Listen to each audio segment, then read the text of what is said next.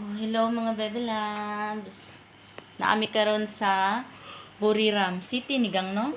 Oo. Naami karon sa Buriram City kay paadto mi sa amo ang kuan, bagong school dito sa Surin province. Sorry na good, sorry. Surin na good. Uy, ay gusto ko sorry na ba?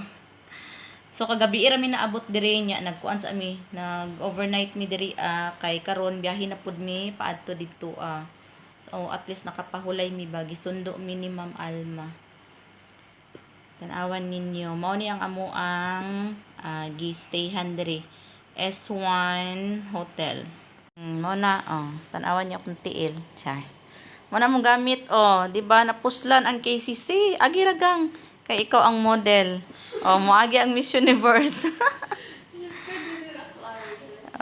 Tanawa na diri among gamit two beds ni siya. Apil ng ceiling syempre. Tulog ra good. Ginahulat namo si Ma'am Alma kay gikuha pa niya ang susi sa katong balay nga amo ang abtan ron sa kuang kauban. Kay nihawa naman to ang katong Filipino teacher dito so kami ang mupuli. Kuan to siya 2-story house. So dito daw sa kwarto ang taas niya sa ubos kay kuan sala kusina. Tako daw ang area kuan ako video niya inigabot namo. So nagulat-hulat sa mi nga i-pick up mi diri ni Ma'am Alma kay hatod mi niya sa bus station. Magurapod mi nahuman og kuan pamahaw.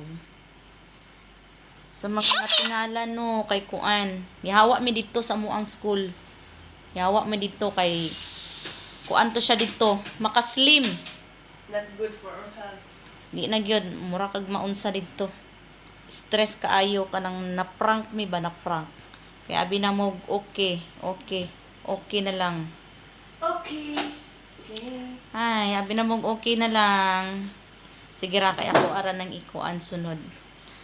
I-full story na ko kung unsa jud yung mga panghitabo kay murag medyo na kuan pa mi. Medyo na trauma pa mi pero at least di ba nakalingkawas jud mi ato nga school og kaluy-an no. Pag adto na mo og laos pagkagabi ana kay naay good news.